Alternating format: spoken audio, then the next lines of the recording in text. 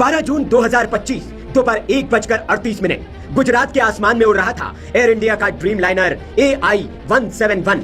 लक्ष्य था लंदन, लेकिन किस्मत में लिखी थी बर्बादी और आग का समंदर। सिर्फ 30 सेकंड और वो जहाज गिरा बीजे मेडिकल कॉलेज के हॉस्टल पर। 241 लोगों की मौत और जमीन पर तबाही। लेकिन उसी मलबे में थी एक कहानी, एक चमत्कार, एक नाम, ऐश्वर्या तोष्णीवाल। यह लड़की उसी हॉस्टल के 5वीं मंजिल पर सो रही थी। अचानक उसे तेज धमाका सुनाई दिया। आंख खुली तो कमरा धुएं से भर चुका था। हर सांस जहर बन चुकी थी और दरवाजे पर सिर्फ मौत थी। लेकिन तभी ऐश्वर्या ने कुछ ऐसा किया जो उसे बना गया आजाद भारत की बहादुर बेटी। ऐश्वर्या ने अपनी सूझबूझ से अपनी मौत को मात दे दी, बहादुरी से यमदूत को परास्त कर दिया और जीत ली जिंदगी की जंग।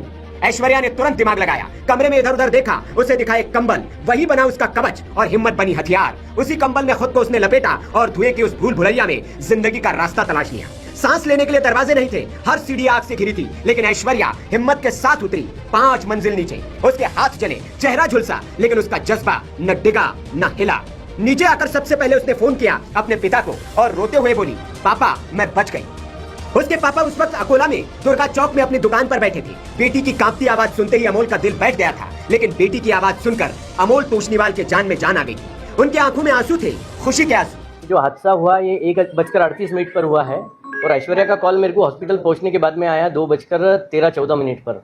तभी हमारे को पता चला कि ये सब हुआ है। उसके बाद में न्यूज़ चैनल और देखे तो वो जो हादसा हुआ वो टाइम पर ऐश्वर्या जो है ये वहाँ पर DM ऑन्कोपैथोलॉजी चल रहा है 2nd ईयर में, तो इसका वही हॉस्टल था जहाँ पर ये हादसा हुआ। ये 4 बिल्डिंगें हैं आजू बाजू में जहाँ पर ये प्लेन क्रैश हुआ। तो ऐश्वर्या वो टाइम पर रेस्ट कर रही थी हॉस्टल पर ही 5th फ्लोर पर।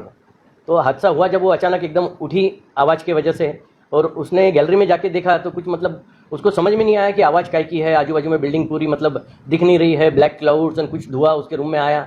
तो उसने हाथों बंद करके अंदर रूम में आई और वापस फिर दरवाजे की तरफ जाके जैसे दरवाजा खुला तो आग की लपेटे वो धुआं पूरा उसके रूम में भपके से एकदम अंदर घुस गया।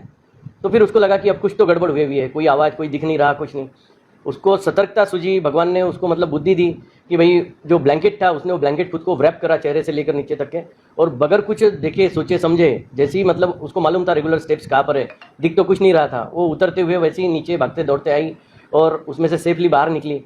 वहाँ नीचे आने के बाद में भी सब गर्म था, नीचे पैर में चप्पल नहीं, लेकिन वो उधर जो है कंपाउंड वॉल की तरफ गई। कंपाउंड वॉल 6 फुट की हाइट की, उसके ऊपर तार फेंसिंग खुद ही मारने की कोशिश करी 2-3 बार, लेकिन वो उतना कामयाब रही, 3 बार गिरी। फिर वापस किसी ने चिल्लाया उधर से, तो फिर वो जोर से हिम्मत लगा के तार को पकड़ी, ऊपर चढ़ी, तार में अटकी, लेकिन बाद में फिर सफलतापूर्वक वो दूसरी कॉर्नर में उसने छलांग लगा ली।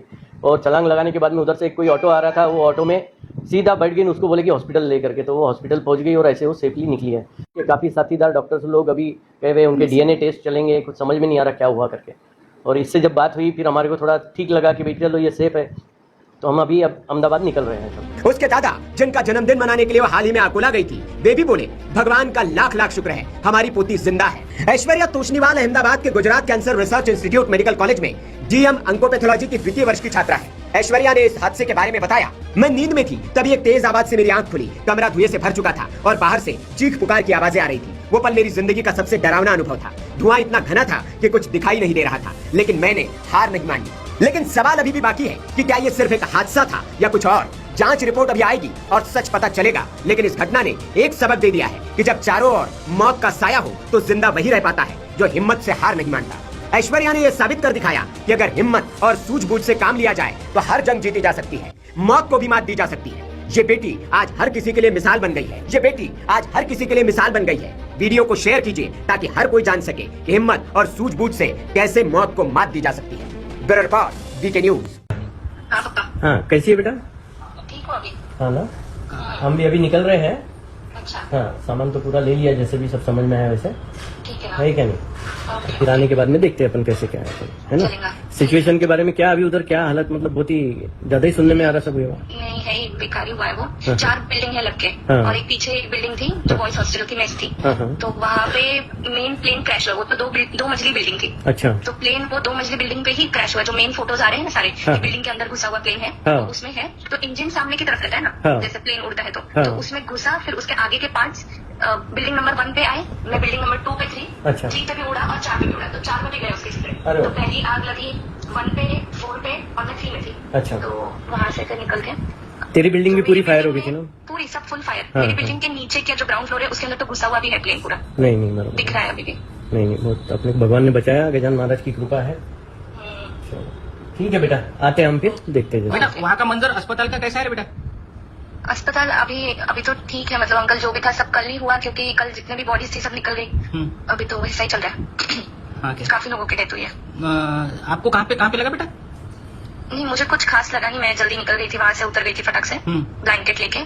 तो थोड़ा बहुत ही है इंजरीज, छोटी मोटी। अच्छा, हॉस्टल के उस वक्त का मंजर कुछ आंखों देखी, कुछ बता सकती तू?